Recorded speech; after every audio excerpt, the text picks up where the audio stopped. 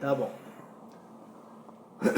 Então, o shiur que a gente vai falar essa semana vai ser uma coisa mais simples. A gente vai fazer um resumão da Parashá, como se estivesse no Enem. Resumão da Parashá, resumão da Haftará, são duas Haftarot que a gente lê.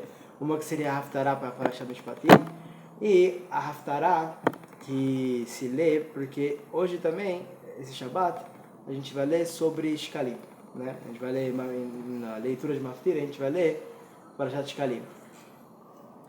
E se sobrar um tempo a gente tenta fazer uns outros comentários, incluir algumas outras coisas aí.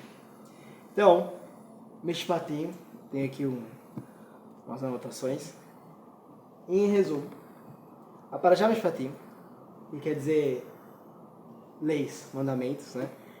E se encontra logo depois dos 10 mandamentos, depois de uma série, né, depois de Deus dar a Torá para o povo judeu e consagrar eles como povo santo, povo escolhido, povo, como é que chama? Am Segulá, que ele fala. E o Mamleches Kohanim pegou Kodesh. Então, um reino de sacerdotes e um povo santo. E com a missão, né, toda essa ideia de ser um povo santo seria de iluminar, ser uma luz para as nações e transmitir as leis, né, a palavra de Deus e falar para as pessoas do mundo que a gente tem que servir Shem e tem a maneira certa de servir Ele, né? Então o trabalho dos judeus como povo conhecido, como povo escolhido, como povo de sacerdotes, é decidir guiar as nações. Então, diretamente partindo disso, a gente vai agora uma série de leis que parece ser um contraste muito grande com a experiência super espiritual que teve, né? Teve uma experiência muito maravilhosa, de milagre, dramática, sabe? Que foi a experiência do Sinai. Agora a gente passa para falar de coisas muito básicas da sociedade, de vivência comum entre seres humanos e sociedade. Então, depois da revelação do Monte Sinai, Deus começa a legislar uma série de leis, tá bom? Uma série de leis para o povo de Israel. Essas leis incluem as leis que são pertinentes a escravos, né? E também as leis e as punições para assassinato, sequestro, agressão, roubo, né? Leis civis que tem a ver com o que se faz quando você causa dano à propriedade de alguém, né? Quem tem que pagar o quê. E também sobre empréstimos.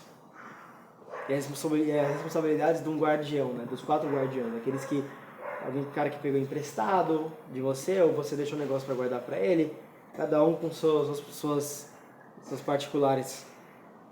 E em seguida também a gente teve as regras que governam a conduta de justiça pelas cortes, né? Então, leis, começa com leis que vai para todo mundo e no final instruções específicas para o sistema judiciário, digamos assim, né? Depois a gente tem leis contra tratar mal estrangeiros, né? Seguido por observar os Shalosh Regalim, né? As festas de peregrinação, as festas Pesach, Shavuot e Sukkot, e os presentes que tem que ser trazidos para o templo sagrado de Jerusalém.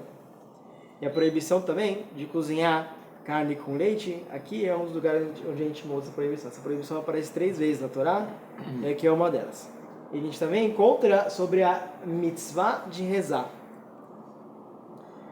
No Sach Hakol, né, no final das contas, temos aqui na Parashá Mishpatim 53 mitzvot, sendo delas 23 positivas e 30 negativas.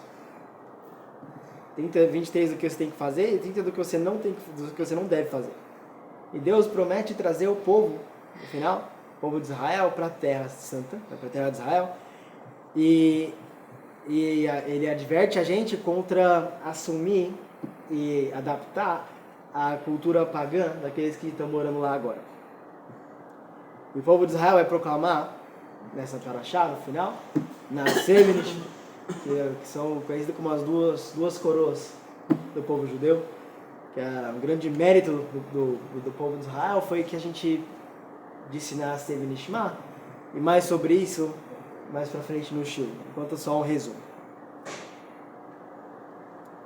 Então, depois disso tudo, Moisés sobe o Monte Sinai para receber a lei escrita, direto de Hashem, deixa Aaron e Hur no comando, enquanto ele está fora. Ele sobe lá por 40 dias, 40 noites para receber a Torá direto de Deus. Em resumo da Paraxá, é isso.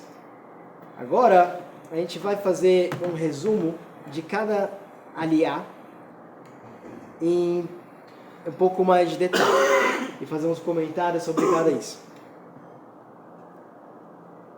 E aqui eu tenho minhas outras anotações. Aqui. Então, na primeira aliá, meu tio está carregando. Estou economizando no papel.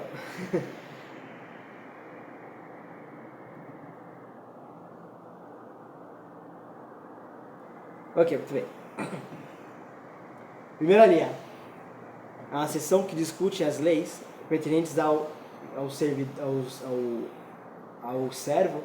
ao escravo israelita.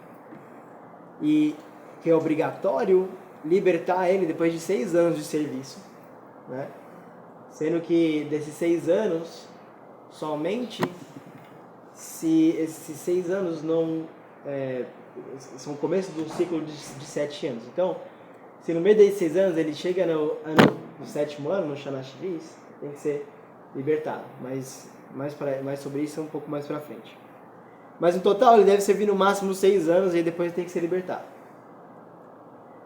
E procedimento também que deve ser seguido quando esse escravo expressa o desejo dele de se manter escravo. A Torá continua com as leis da escrava israelita, os termos do qual ela deve ser libertada, que é diferente do escravo normal. Outras leis que contém nessa paraxá, nessa seção, é as obrigações de um marido com a mulher dele, as punições para assassinato, o procedimento em caso de, a gente chama de homicídio culposo, né? Não há intenção de matar, sequestro e também abuso dos pais, né? A pessoa que bate nos pais ou então xinga os pais. Isso também leva a pena capital. E também as penas... No judaísmo, pena capital? Quem abusa dos pais? Sim. Pena capital para alguém que bate nos pais ou então amaldiçoa eles. Sim. E também, na primeira aliá, a gente vê também sobre uma pessoa que acaba machucando um outro, que ela tem que restituir, né? No caso dessa pessoa não morrer, sobreviver. Certo? Sobre isso, tem algumas coisas interessantes. O Eved Ivri e o Eved Knaani, você tem uma referência disso no Zohar, para quem gosta de Kabbalah. Está escrito no Zohar, na Parashat Mishpatim, que quando a Torá fala que 6 anos o escravo vai servir, está referenciando aqui uma alma que ela vem de 6 sefirot, sem ser a 7ª, ou uma alma que nasce nos 6 dias da semana, ou que é concebida nos 6 dias da semana. Essas almas, elas servem 6 anos, que significa 6 vidas inteiras, né? Ela tem 6 reencarnações, digamos assim. Ela tem 6 reencarnações, ele tem que ser suficiente para ela reparar, fazer todos os tikkunim que ela tem que fazer, né? Aprender tudo que ela tem que aprender e reparar tudo que ela tem que reparar. E nisso ela tem que também sofrer, né? Tem problema de parnassá, problemas daquilo, que os problemas, quando eles se apresentam pra gente, a gente lida com eles de uma maneira da Torá, a gente ajuda a elevar todas essas coisas, né? Tudo está no meio de Hashem. Mas ele fala que uma alma que é concebida no 7º ano, ou seja, no 7º ano tem que ir embora, quer dizer que a alma que é concebida no Shabat por pais que no momento da intimidade estão com todas as preparações bem feitas, estão com intenções puras e estão tendo o ato no Shabat, né, na sexta-feira à noite. O que significa intenções puras? Intenções Porque puras. Porque isso tem muita coisa aí. Que faz el amor com intenções puras. Sim. Pero também tem que haver... Porque, perdão, pero esse é um tema... Porque tem que ter morbo para poder ter relações sexuais, senão não tem... Não tem o quê? Entendi. As pessoas não se excitam. Não tem problema, você tem paixão pela... Pero que una cosa es decir, tiene boas intenciones, no, você não vai batir, não vai... Calma. Não, é que quero que explique ele, porque... Le Havre, não tem outras? Tudo bem? Aceita? Aceita? Estou esperando o Rabino Stopa e o... Stopa? É, o pai da... Que eu vim pelo convite, ele estava lá no Rabino Natan. E estava junto com o Michael, da Mish Kamená e do Rabino Natan, aqui do Evangelho. Então, gente. Eu dou com licença. Certo, a gente estava falando da Paraxá. Eu pensei que você estava esperando afuera, você não fez que você entrara. O pai falou comigo, aí eu mostrei para ele o cartão do Mishpatim. Certo. Como se chama você? Paulo. Então, Le Havre tem outras religiões, outras doutrinas que eles falam que, claro, intimidade é melhor não fazer. Só que já que você não, a maioria das pessoas não tá nesse nível de ficar celibato para sempre, então casa.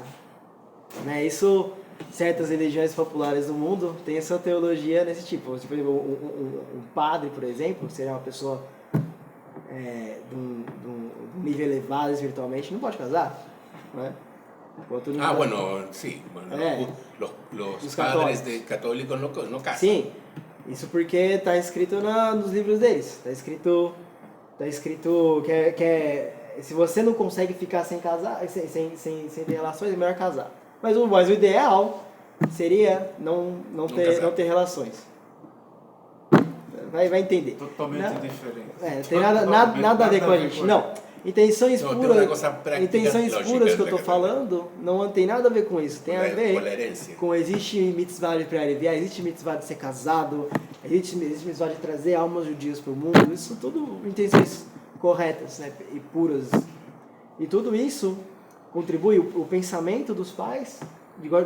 Isso traz um Tânia também, o Tânia pegou do Zohar, que a intenção dos pais era fundamental em formar, trazer a alma da criança de um nível além, do nível espiritual cada vez mais alto. Dependendo, tudo depende, várias partes da personalidade da criança, depende muito de como os pais se comportam no momento da intimidade. É isso que diz o Zohar, é isso que diz o Tânia. Tem conexão com a Gemátria, Gemátria? Com o Kabbalah. Não, eu mencionei isso, veio do Zohar. Isso do Zohar e também trazido no Tânia. Não, por enquanto nada de Gemátria. Tá bom? Então é isso, só um comentário interessante que fala sobre Avadim. Tem muita coisa, mas eu lembrei desse. Então na segunda aliá, a gente tem aqui... Essa é a que fala da primeira aliá.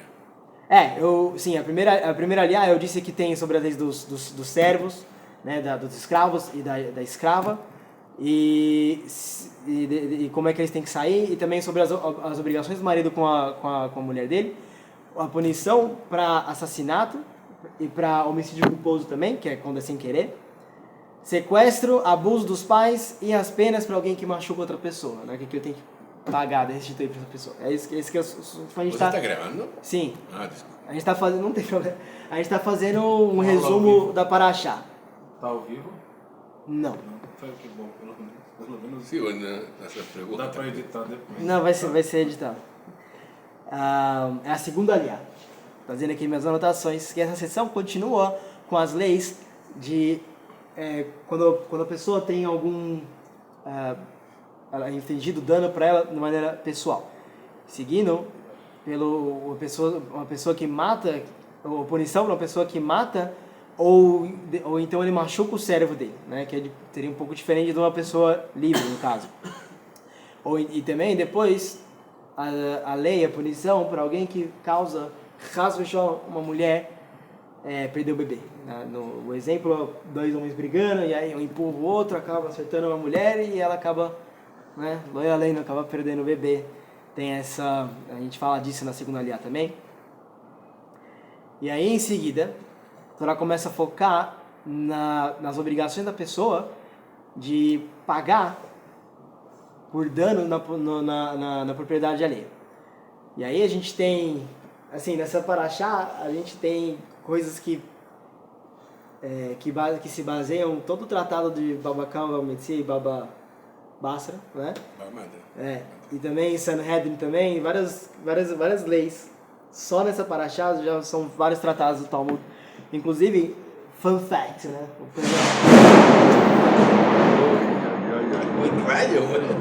Incrível, sim. Acho que Deus não gostou que eu usei, que eu falei inglês.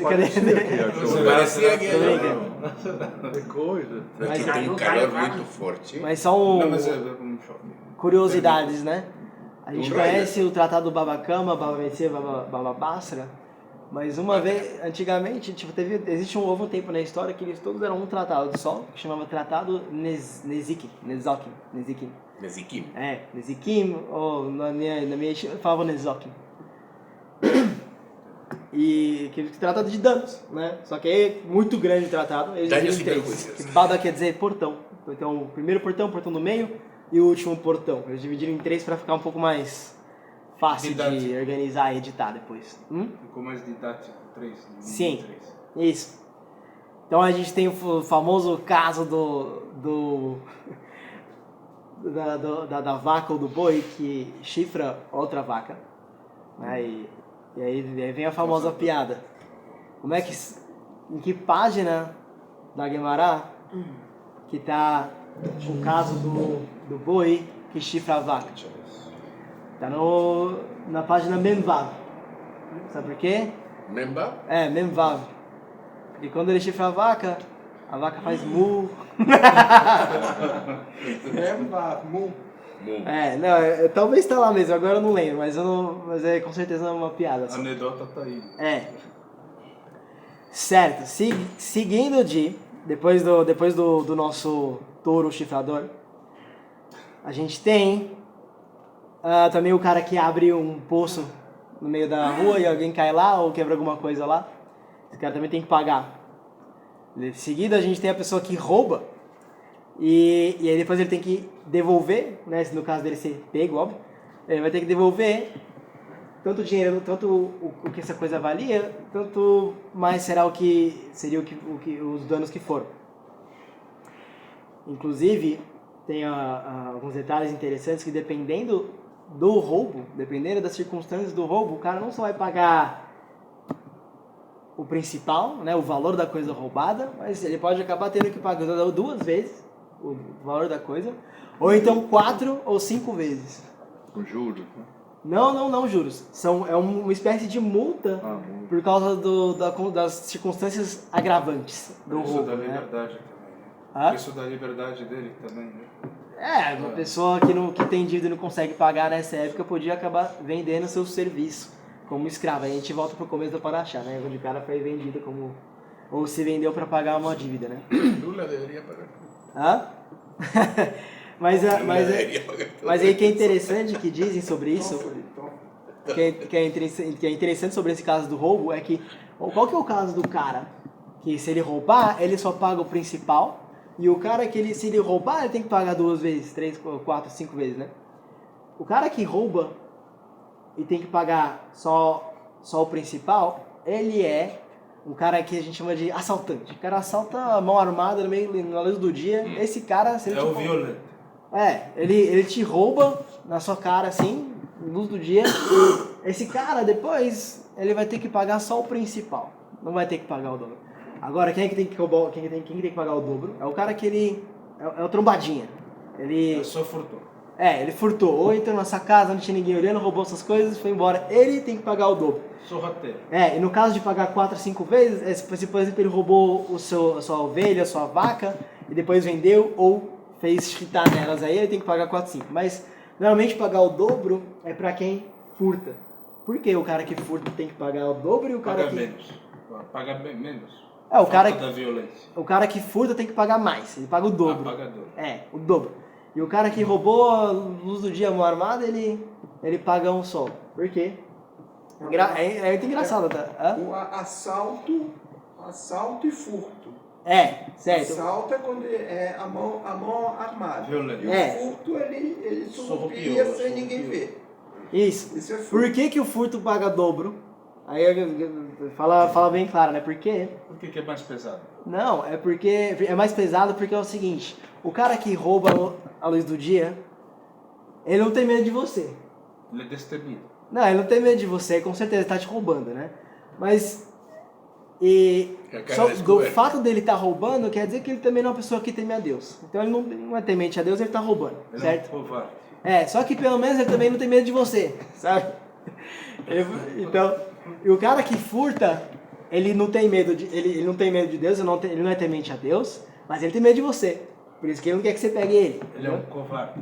Então, ele é um covarde. Por ele não ter medo de Deus e ter medo das outras pessoas, ele tem que pagar o dobro. Mas daí isso é inaceitável. Entendi. Se o cara não tem medo de Deus, também não tem medo de ninguém, fazer o quê? Fazer o quê? Eu Tá tinha bom.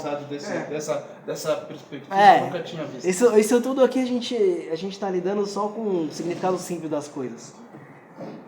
Exceto aquele comentário do Zohar que eu fiz. Tá bom. Terceiro aliar. O cara que incendiou as suas coisas. O cara pôs fogo na sua propriedade. Ele tem que pagar. Piromaníaco. Isso. Ou então um cara que por algum motivo era responsável por uma chama, por um fogo e esse fogo acabou queimando as suas coisas. Ele tem que pagar, tem uma lei específica sobre isso. E depois a gente tem detalhes. Sus coisas. Sus próprias coisas. Ele queimou suas coisas. Literalmente está falando do cara que tinha uma fogueira, e aí essa fogueira veio um vento assim, soprou e queimou a sua pilha de grãos. Né? Mas é um caso específico. De outro. De outra, de outra pessoa. Se o cara queimou a própria pilha, o problema é dele. É o Edir Macedo. É o Edir Macedo. Se ele queimou a própria pilha, é problema dele. Se queima de outro, outra coisa, não dele mesmo. Queimou a propriedade de outro. De outro, aí sim. Isso. É descaso, imperícia, imprudência, tem essas coisas. Tem várias coisas, negligência, certo?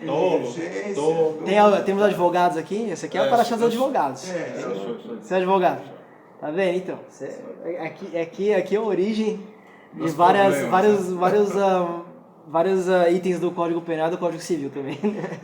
Certo. Seguinte, na terceira aliá que a gente estava falando, a gente tem os casos de guardiões. São os guardiões. É um cara que pegou emprestado, ou emprestou para você, ou então ele tá alugando alguma coisa sua. Isso tudo são diferentes níveis de responsabilidade que a pessoa tem que ter com o seu objeto. E cada um com sua lei específica de como... Por exemplo, supondo que eu peguei emprestado...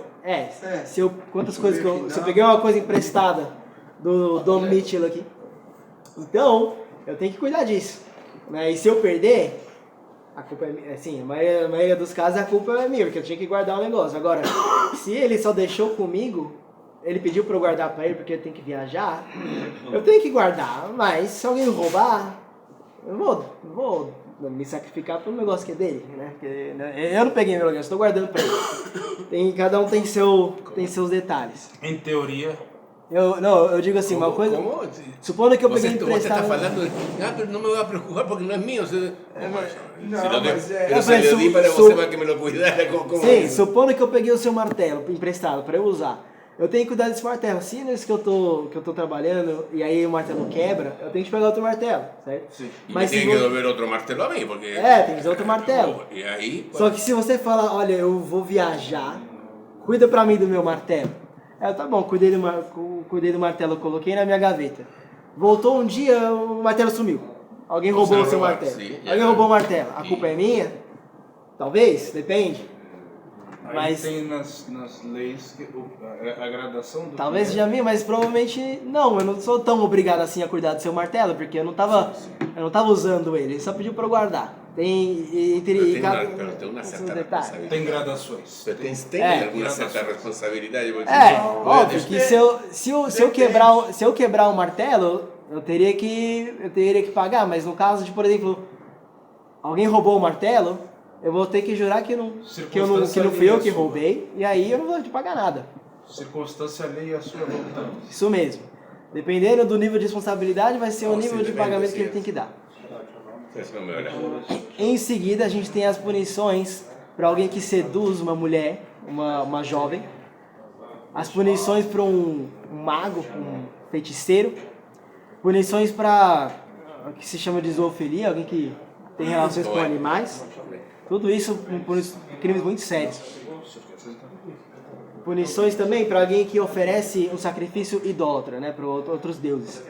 Temos proibições contra oprimir o estrangeiro, né, um convertido, seria a viúva e um órfão também. E no final da terceira aliá, a gente tem a mitzvah de emprestar dinheiro para o pobre. É proibição contra emprestar em juros para o seu irmão.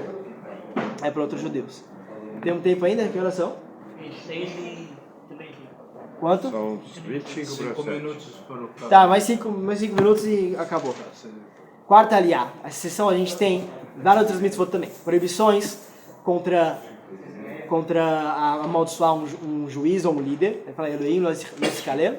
Você não pode amaldiçoar, xingar os seus líderes. Aqui no Brasil é meio difícil, Não né? pode falar do Lula. A minha no Brasil é meio difícil, né? Eu acho que deve estar falando de um líder mais tzodek, assim. Vini agora? Então tá bom. Não conseguimos terminar a paraxá inteira, mas foi interessante até aqui. Falou, obrigado. Falou. Gravado. Ixi, meu filho dormiu.